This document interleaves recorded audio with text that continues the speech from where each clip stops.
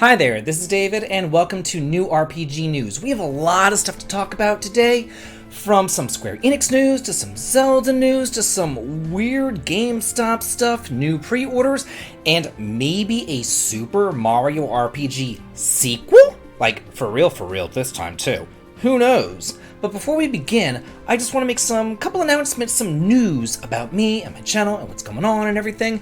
First things first, I just want to let you guys know that this is my birthday month. It's coming up next week. I cannot wait. I'm going to be 41 years old. Should be a lot of fun.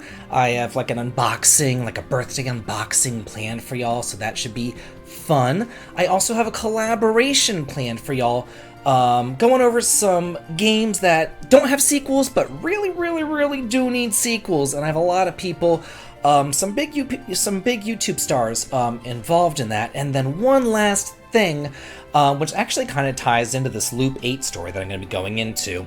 My good friend Taylor at the Gaming Shelf and I have a little friendly, or not so friendly, competition going on with one another. We're both super close to 60,000 subscribers, and we're kind of like competing with each other to see who will get there first, you know? And I'm really competitive and I want to win. So So if you're not subbed, please be sure to hit that sub button. And this story right here that we're going to start with, I actually first heard about from Taylor. He told me that he got an email from someone saying like, hey, I got this game super early from Target. They broke street date by like 3 weeks and I want to sell it to you. He was trying to get $150 out of Taylor for Loop 8, which is selling for $70. So essentially he was trying to get even, more than double the amount of money and kind of try to screw Taylor over by being like, hey, I'll sell this to you for $150 since I got it so early. And I was looking at this and I was like, really? Is that really a thing? But apparently it is, because I've seen Facebook posts about it now, and there's this Reddit post about it from basically this guy who said that he purchased this game from Target on Black Friday as like a pre-order, and they literally shipped it out to him 3 weeks too early. This is crazy. I can't believe that Target screwed up this bad. Like, this is a big retailer blowing street date by 3 freaking weeks. That is wild. If you're looking forward to this game, I hope you pre-ordered it from Target, because you might actually have it by now. We have some pretty good news here from Noisy Pixel. It says that Trails from Zero and Trails of Azure Western sales have exceeded expectations here, and the Ys Western sales remain strong. This is great news for fans of Falcom, for fans of Trails, for fans of Ys, for getting these games over here. We know that Ys 10 is in development. We know that will be coming over here because the sales are remaining strong. We got Azure, we got Zero, we're getting Nayuta Boundless Trails as well. Trails of Reverie is coming out this summer. Hopefully this news that the Trails series is actually exceeding expectations will really move the localization process along for the Calvard games that have been out in Japan for 3 years now and still haven't seen the light of day here in the West. So hopefully this does kind of, pick things up. So this is very good news. And speaking of NIS and the Trails series, there is a great collector's edition for Nayuta Boundless Trails. This was $90. It's going to be releasing on September 19th of this year. This is for the Switch as well as the PS4. I do not see a PS5 version, unfortunately. Oh, I just added that to my cart. I'll have to buy this later. But let's see what this one comes with. This is the limited edition. Go away, honey. It says you get the deluxe edition for the Nintendo Switch or the PS4, the Starfall Symphony's 2-disc original soundtrack, that's that right there on the left, the Endless Horizons hardcover art book, looks like it's that one right there and it's open down here, the Nayuta and Noi acrylic figurine, which is over here, the Crecious Cradle bookmark right there, Realms Beyond lenticular sleeve, that's pretty neat, whatever a lenticular sleeve is, as well as the collector's box. So again, pretty sweet, limited edition here.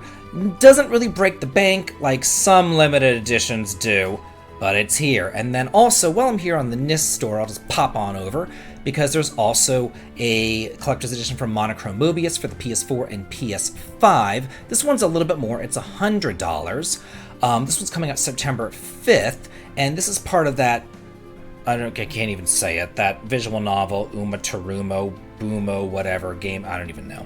Anyway, it comes with a hardcover visual art book, a Prelude original soundtrack, a Day on the Town cloth poster. Oh, that's cute with that little hat right there. I do love a nice cloth poster that I can hang behind me. Shunya and Halu acrylic display, oh good god, Mune Chika and Mikazuchi acrylic display, art cards, and a collector's box. So if you are into either of these games, now is the time to head on over and get these for you before they do sell out. Guess what? The Front Mission First remake, it used to be Switch exclusive.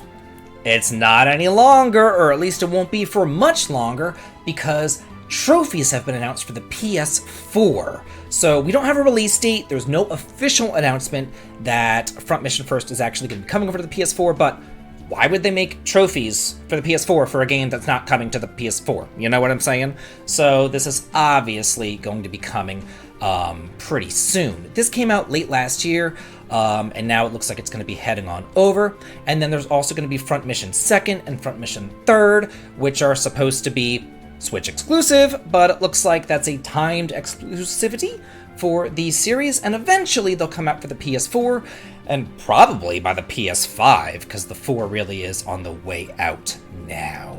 This is actually pretty sad news, but it's news that I'm sure everybody knew was coming. The servers for Bravely Default and Bravely Second End Layer are going to be shutting down this June. So in about a month or so, they're going to be shutting down and ceasing support on June 30th at 12 p.m. Japan Standard Time. It says net friend invites and sending nemesises will no longer be available. In May, friend registration was already discontinued, and SP drink purchases were made unavailable. So yeah, these are some of the best games on the 3DS. They really are. And if you're a fan of Final Fantasy V or job systems or just classic RPGs, you really need to pick these two games up. And hopefully, and I've been clamoring this for quite some time now, I really do hope that they release a Bravely collection of the first two games over on the Switch, and then it can get, the online support there that it so deserves. This is just a pretty sad story right here, and actually I was made aware of this by my friend Food for Dogs. So yeah, thank you so much, Britta, for this news. My, how the mighty have fallen. Another Square Enix game shuts down forever. The servers are gone, but whenever the servers are gone on a mobile game, the whole freaking game is gone. This is Echoes of Mana, and it has only been out for like a year, like just over 1 year, and it says this effectively makes it the first of an entire Mana series not to be available anywhere.